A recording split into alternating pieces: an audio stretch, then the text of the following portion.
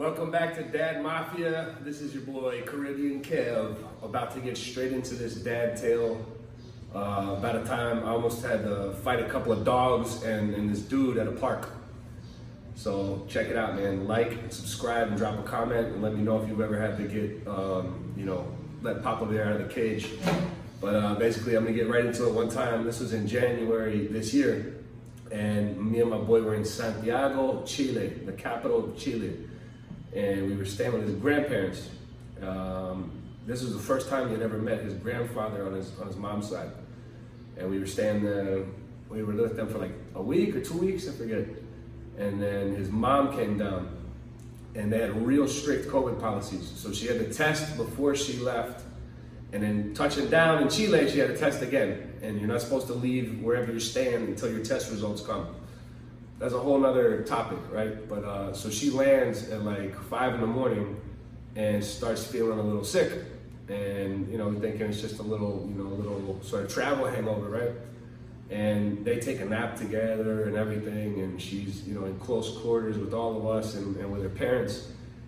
And sure enough, like by 6 or something that afternoon, she got her test results and she's positive. So I'm like, damn. So they contacted her and everything. They had real strict, I said it's another topic, but for me it's too much. I'm not an anti-vaxxer. I'm not you know what I mean? But it was way too much down there. They monitor you. They want you to quarantine for 10 days, and anyone that's with you has to quarantine for 7 days.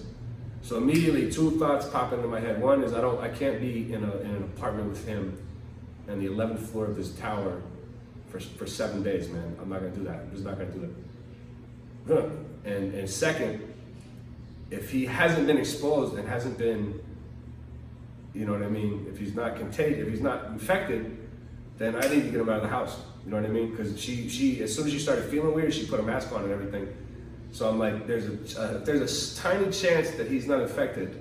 Let me get him out of here, right? Because he was damn too, and he's had some history of he had bronchitis last year. He's definitely had a lot of sort of upper respiratory infections and stuff. So I was like, I'm not gonna just expose him. And so anyways, we rolled out and got an Airbnb on the other side of town for what I was gonna say was gonna be 5 days. I was like, let 5 days pass, you know what I mean? And that was fun, bro. That was fun. Me and him alone in pretty much the nicest part of town. There's a big hill, if you know about Chile, Santiago, Chile, there's a big park called El Cerro de Santiago. And man, that was fun. That was fun. And there's an area called Pedro de Valdivia Norte or something like that. That's like the neighborhood that is adjacent to this park. And we got an Airbnb and it's real quiet and a lot of single family homes, real walkable. We found this little plaza where there's a little huge shape, a bunch of buildings, and then this little park with an ice cream shop and a coffee shop. And I would take them to this playground every day, and I would take them to the park every day, man. And it was fun. It was real fun. We were in one house, I think, for 2 or 3 nights, and then we switched to another place, and that place was even closer to this park. Bro, and we've been going there every day for 4 days or something, man. I'm just loving it. I'm loving it, man. It's early in the year. It's still sort of vacation time for a lot of people. I don't have a lot of work to do. Man, I'm just every day, man, we get our bag together, put some snacks, some extra diapers, some sunscreen, and just walk around and hit a park. You know what I mean? Go nap, eat some food, go to another park in the afternoon, do it all over again. Oh man, loved it. So much fun. And they have one of those Cristo Redentor statues on the top of the park, so we went up there one day, man. It was great quality time. I highly recommend traveling alone with your kid. And man, best couple days of my life.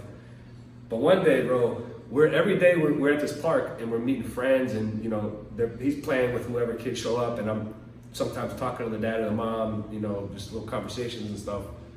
And some people are less interesting and other people are more interesting to talk to. But he was having a blast, dude. He's up and down this slide and the monkey bars and the swing and stuff like that. And but one day, bro, there's these 2 dogs running around at full speed chasing after each other around this park, man. And it kind of struck me as not cool because they're full speed. They're both medium-sized dogs. These are not little Chihuahuas or Pomeranians. Medium-sized dogs, look like mutts. And they were running full speed, dude, full speed around this park. And I wasn't cool with that because I was like, there's a bunch of small children, my son included, and this is for them to roam around, man. This is the one part of the city where they can roam around safely and freely. You know, it's not a dog park. And so I was already kind of like, this isn't cool, man. And sure enough, bro, these two dogs end up kind of locked together in the middle of the playground area of it, man, not the park. They were running around the green of the park, but then they start locking up and fighting each other in the middle of the playground. And they got within like 2 or 3 feet of my boy, bro. So I got pissed. And I went over there and just put my body in between them, which is just instinct. Put my body in between him and the two dogs and started tapping and trying to get them to get out. And get out, you know. And they weren't moving, man. So I started kicking them. You know, not hard enough to engage one of them in a fight, but hard enough to. I was like, if I start kicking them, they're gonna. The owners are gonna come. You know what I mean? Because they really had been. They shouldn't be unleashed in a damn playground area where there's a bunch of kids in the first place, man. That's just common sense. But if they were and they start kind of getting rowdy, the owners should have been there right away.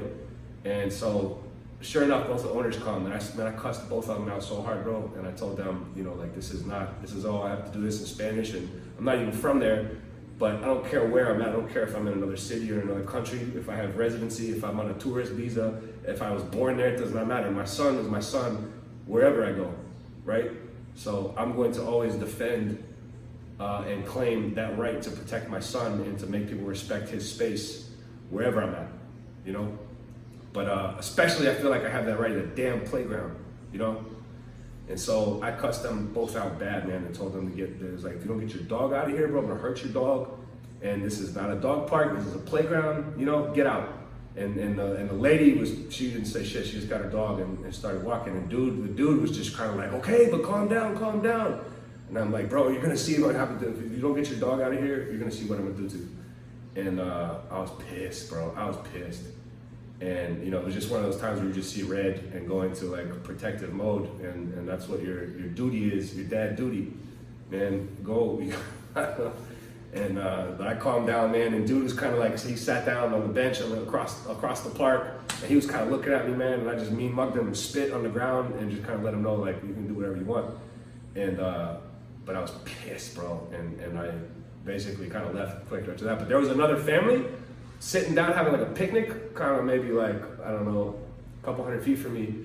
And I walked over to him and I was like, excuse me, you know, my boy went back to the playground and started playing, and I walked over to these people and asked them, I was like, excuse me, I'm not from here or anything, but like, that's kind of messed up, right? And they were like, yeah, you were totally in your right. They shouldn't have their dogs out here in the first place, you know what I mean? So I was like, thank you for that validation. And then it occurred to me that I should get out of there, man, because I was like, I don't know what their customs are. I don't know how out of the ordinary it was for them, for somebody to tell them they're gonna get their ass beaten, they're gonna get their dog strangled. So we left, and as we were leaving, we kind of took the back route back to our Airbnb, and we saw a patrol car pull up on the corner. So I don't know if that was related, but I was like, let's take a little breather.